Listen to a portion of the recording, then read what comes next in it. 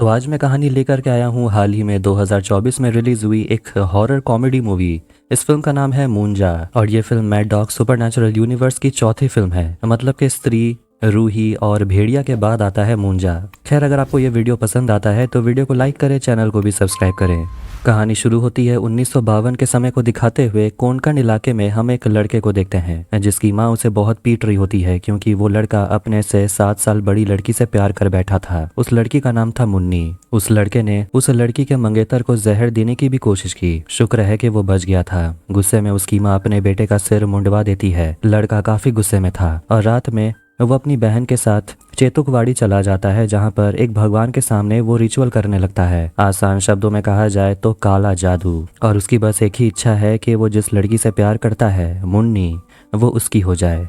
वहाँ रिचुअल पूरा करने के लिए वो अपनी बहन का बलि चढ़ाने वाला था, जिस पर उसकी बहन उससे लड़ने लगती है और उसके ऊपर एक लाल पाउडर उसकी आंखों में छिड़क देती है, जिससे वो कुछ देख नहीं पाता और उसका सिर पेड़ के तने से टकरा जाता है, जिससे उसका बहुत खून बहने लगता है और उस लड़के की वहीं पर मौत हो जाती है। अब आखिर में अंतिम संस्कार के बाद उस लड़के के राख को उसी पेड़ के पास डाल दिया जाता है जहाँ पर उस भगवान की पूजा होती है और मूंजा के आत्मा को उस पेड़ में कैद करके रखा जाता है। और ऐसा माना जाता है कि अगर वो जाग गया तो वो शैतान बन के बाहर निकलेगा, एक ब्रह्म राक्षस। अब कहानी आ जाती है प्रेजेंट में और बिट्टू नाम के लड़के को देखते हैं जो काफी अंडर कॉन्फिडेंट इंट्रोवर्ट टाइप का लड़का है। उसकी मम्मी का नाम है पम्मी जो अपना ब्यूटी पार्लर चलाती है। बिट्टू को पता चलता है कि उसे अमेरिकन स्कूल से स्कॉलरशिप का ऑफर आया है जहाँ पर वो ऐसे ही कॉस्मेटिक्स, हेयर स्टाइलिंग, ये सब कुछ सीखेगा।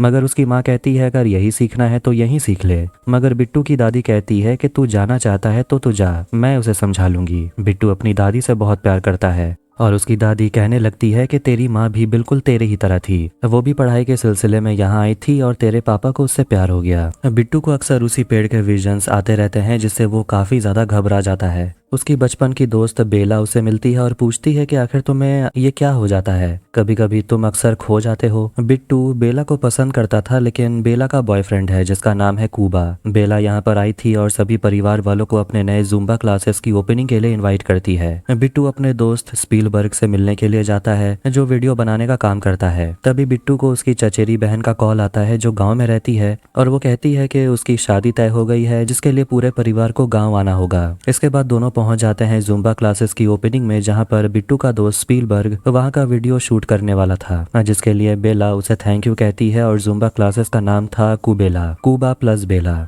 खैर, अब अगले दिन पूरा परिवार बिट्टू के चचेरी बहन की सगाई के लिए निकल पड़ते हैं गांव जाने के लिए और देखते हैं कि बिट्टू के चाचा और बिट्टू की माँ एक दूसरे को बिल्कुल भी पसंद नहीं करते हैं। दोनों भाई बहन समुद्र किनारे टहल रहे होते हैं और सामने चेतुकवाड़ी था जिसे देखते ही बिट्टू को फिर से अजीब अजीब विजन्स आने लगते हैं जिससे वो काफी डर जाता है। उसकी बहन कहती है कि यहाँ ज्यादा समय तक रहना ठीक नहीं है, हमें यहाँ से चलना होगा। चेतुकवाड़ी असली में बिट्टू की दादी के नाम पर था जिसे बिट्टू के चाचा बेचना चाहते थे लेकिन दादी मना कर देती है क्योंकि वो जगह श्रापित है, उसे ऐसे ही किसी के हाथ बेच देना सही नहीं होगा। चाचा अपना दिमाग खो बैठते हैं और वो बिट्टू को बता देते हैं कि आखिर उसके पिता कैसे मारे गए थे। बिट्टू के पापा चेतुकवाड़ी गए थे उसी पेड़ को जलाने के लिए लेकिन वो समुद्र में डूबकर मर गए। ये सुनकर बिट्टू बहुत ज्यादा रोने लगता है और क्या हुआ था ये पता करने के लिए वो अकेले चेतुकवाड़ी चला जाता है। जब दादी को ये बात पता चलती है तो वो अकेले पहुंच जाती है उस पेड़ के पास और हम मूंजा को देखते हैं, एक छोटा सा भूत जो उसी पेड़ में रहता है। ये मूंजा वही है जिस लड़के को हमने कहानी की शुरुआत में देखा था। दादी उसे पूछती है बिट्टू कहाँ है। देखते हैं कि बिट्टू पेड़ के तने में फंसा हुआ था। ये देखकर दादी उस पेड़ पर छड़ी से मारने लगती है जैसे पहले मूंजा को मार पड़ती थी। किसी तरह दादी अपने पोते को छुड़ाकर वहां से भागने लगती है। बिट्टू पूछने लगता है कि आखिर वो था क्या, तो उसकी दादी बताती है कि वो मूंजा है। बिट्टू कहता है कि मुझे उसके सपने आते हैं। पता चलता है कि बिट्टू के पापा को भी यही सपने आया करते थे, मगर उसकी दादी कहती है कि वो यहाँ तक नहीं आ सकता, वो उसे पेड़ से बांध दिया गया था और मैं तुझे कुछ नहीं होने दूंगी। तभी अचानक से बिट्टू का पीठ जलने लगता है और देखते हैं कि मूंजा आजाद हो चुका था और वो वहां दादी को मार डालता है। बिट्टू बेहोश हो जाता है। जब उसे होश आता है तो वो हॉस्पिटल में था।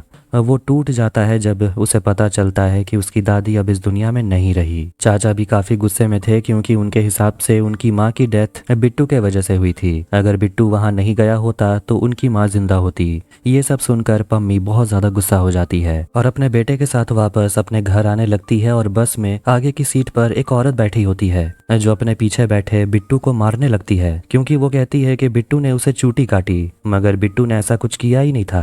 पम्मी उसे पीछे वाले सीट में बैठा देती है और तभी वहां पर उसे मूंजा दिखाई देने लगता है जो अपनी मुन्नी को ढूंढ रहा था। घर पर बिट्टू का रहना काफी मुश्किल हो गया था, क्योंकि उसकी दादी जो अब उसके साथ नहीं थी। रात में उसे मूंजा परेशान करने लगता है, जो चाहता है कि बिट्टू मुन्नी को ढूंढे, जिससे मूंजा प्यार करता है। जिसके बाद से मूंजा बिट्टू से बेताल की तरह चिपके रहता है। जहां जाता है मूंजा उसके पीछे ही रहता है, जिससे बिट्टू काफी ज्यादा परेशान भी हो गया था और वो बहुत जल्दी थक जाता है, क्योंकि मूंजा उसके पीठ पर ही बैठा रहता था। पम्मी को ये सब काफी अजीब लगता है कि आखिर उसके बेटे के साथ ये हो क्या रहा है, क्योंकि उसे तो मूंजा दिखाई नहीं देता था। मूंजा के बारे में बिट्टू अपने दोस्त स्पीलबर्ग को बताने की कोशिश करता है, मगर वो तो बस हंसते रहता है और सोचता है कि बिट्टू नशा करने लगा है। बिट्टू उसे अपने घर ले आता और बताता है कि सिर्फ वही मूंजा को देख सकता है। इसके बाद वो लोग मोमबत्ती जलाकर मूंजा को बुलाने लगते हैं और स्पीलबर्ग इंग्लिश में कुछ प्रेयर्स पढ़ने लगता है, मगर मूंजा वहां पर नहीं आता और कहता है कि शायद उसे इंग्लिश नहीं आती।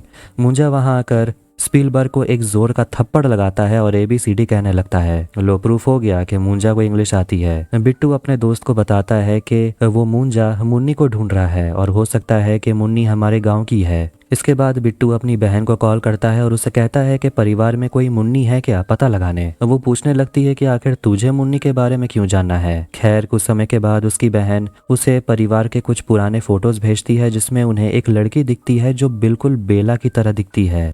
बिट्टू को लगने लगता है हो सकता है यही मुन्नी है। वो खुश हो जाते हैं कि चलो मुन्नी कम से कम उनके यहाँ की है। मूंजा ये सब कुछ सुन लेता है और कहता है कि मुझे उससे मिलना है। दोनों दोस्त पहुंच जाते हैं बेला के घर में और लाइट के ऊपर मूंजा बैठा हुआ था। फिर वहां पर बेला पहुंच जाती है जो बिट्टू को गले लगा लेती है और उसे कहती है कि बहुत बुरा लगा ये सुनकर, तुम्हारी दादी अब नहीं रही। मूंजा बिल्कुल भी मौका नहीं छोड़ता और वो बेला को पकड़ने की कोशिश करते रहता है, मगर किसी तरह बिट्टू बेला को बचाते रहता है। मगर वो तो मूंजा को नहीं देख पाती, तो उसे लगता है कि बिट्टू ड्रग्स ले रहा है, अजीब अजीब हरकतें कर रहा है। वो बेला को देखकर मूंजा बहुत ज्यादा खुश हो गया था और वो शादी के सपने देखने लगता है। तो स्पीलबर्ग उसे बहलाने लगता है कि मैं आपकी शादी कराने में मदद करूंगा, वीडियोग्राफी भी मैं ही करूंगा, बस शादी कैसे करनी है ये बताइए। तो मूंजा कहने लगता है कि शादी चेतुकवाड़ी में होगी, तंत्र मंत्र के साथ दुल्हन की बलि चढ़ाई जाएगी, तभी मूंजा को मुक्ति मिलेगी। ये सब सुनकर बिट्टू बहुत डर गया था, मगर वो लोग कहने लगते हैं कि ठीक है कोई बात नहीं, दुल्हन की बलि तो चढ़ानी है, वो भी चढ़ा देंगे, बस वक्त हमें बता दीजिएगा, हम मुन्नी को ले आएंगे। मगर अब मूंजा कहता है कि मुन्नी नहीं, मुझे बेला चाहिए।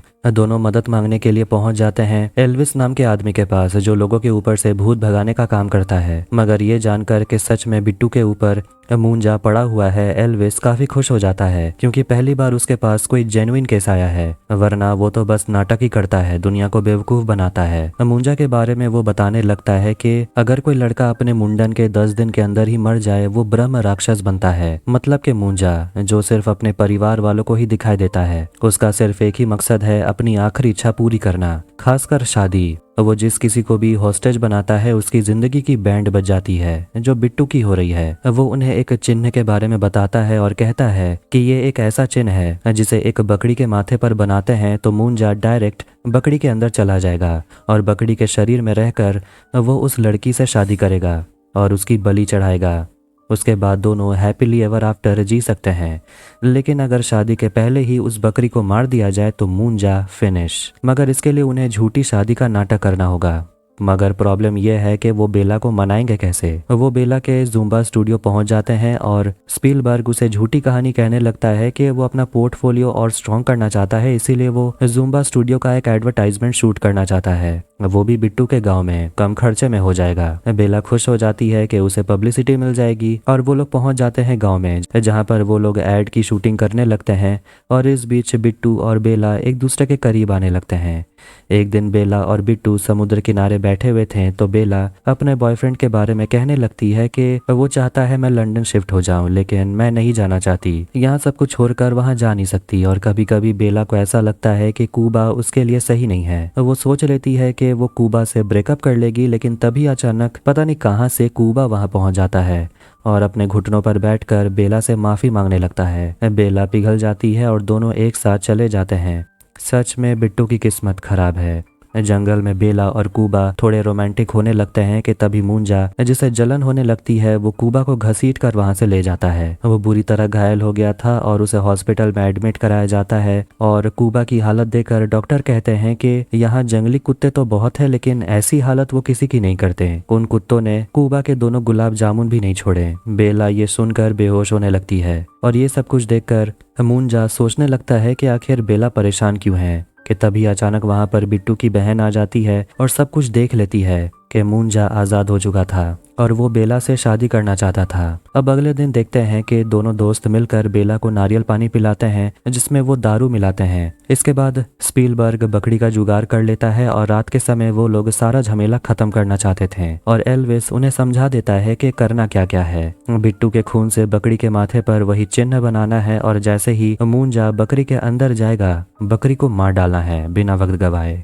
जंगल में देखते हैं कि उस पेड़ के पास बेला बिल्कुल नशे में थी और आखिर में मूंजा बकरी के अंदर आ जाता है, मगर बेला को तो वो बकरी काफी क्यूट लग रही थी, इसीलिए वो लोग बकरी को मार नहीं पाते, लेट हो गए थे, जिससे मूंजा बकरी से निकलकर बेला के अंदर चला जाता है और कह रहा होता है कि आखिर तुम लोगों ने बेला को क्या पिलाया। फिर उसका पैर बकरी से टकरा जाता है और वो गिरकर बेहोश हो जाता है। अब वो तीनों बकरी को लेकर भागते हैं कि तभी उन्हें उनके चाचा पकड़ लेते हैं और बकरी उनसे छीन लेते हैं, लेकिन उन्हें बकरी चाहिए थी प्लान को पूरा करने के लिए, इसीलिए वो तीनों बिट्टू की माँ को भड़काते हैं कि चाचा ने उनसे बकरी वापस ले लिया जो उन्हें चाहिए था। पम्मी जो वैसे भी बिट्टू के चाचा को पसंद नहीं करती, वो जाने लगती है झगड़ा करने कि तभी वहां पर बेला पहुंच जाती है जो मूंजा के वश में थी, जिसे देखकर सभी लोग डर गए थे। बिट्टू अपनी माँ से कहता है कि ये जो कुछ भी हो रहा है उसी के वजह से हो रहा है, वो बहुत बड़ा लूजर है। आखिर में वहां पर एल्विस पहुंच जाता है सिचुएशन को संभालने और वो बेला को एक सर्कल में कैद कर लेते हैं और वो लोग चाचा को पकड़ के लाते हैं क्योंकि वो मूंजा के ब्लड लाइन का है, जिसके सिर पर वैसा ही वो चिन्ह बना लेते हैं और ऐसा करते ही मूंजा बकरी और बेला को छोड़कर चाचा के अंदर चला जाता है और वो लोग चाचा को कुएं में फेंक देते हैं और सोचते हैं कि वो मर गए होंगे, लेकिन तभी वो छलांग मार के कुएं से बाहर आ जाते हैं और बिट्टू पर हमला करते हैं। तभी बिट्टू को उसकी दादी वहां पर दिखाई देने लगती है जो उसे हिम्मत देती है और कहती है कि राक्षस को ताकत तभी मिलती है जब हम लोग उसे डरते हैं, अगर हम लोग डरेंगे ही नहीं तो उन्हें ताकत नहीं मिलेगी। तू जिससे प्यार करता है उसे तू ही बचाएगा। फिर जैसे ही मूंजा बेला की बलि चढ़ाने वाला था, बिट्टू छड़ी लेकर वहां पहुंच जाता है, जिससे मूंजा बहुत डरता है। बिट्टू छड़ी से अपने चाचा पर मतलब के मूंजा पर वार करता है और उसकी पीठ पर एक निशान बन जाता है। चाचा मतलब के मूंजा बिट्टू को गले से पकड़ के उठा लेते हैं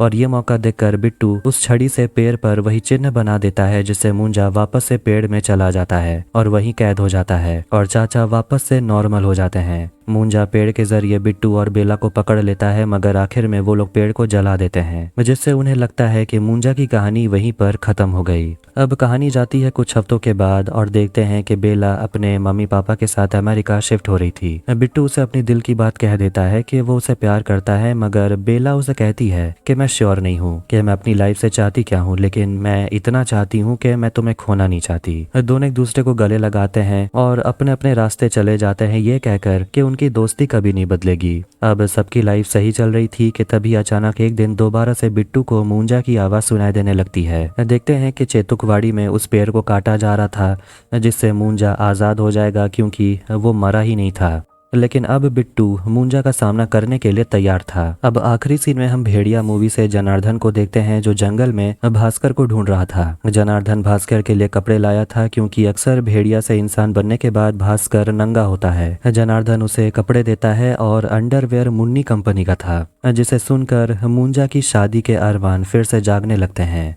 वो उसी जंगल में था, मतलब कि वो आज़ाद हो गया। और इसी के साथ 2024 में रिलीज हुई मूंजा मूवी यहीं पर एंड होती है। तो आपको ये वीडियो कैसा लगा कमेंट करके ज़रूर बताएं। वीडियो पसंद आया तो वीडियो को लाइक भी करें, चैनल को भी सब्सक्राइब करें।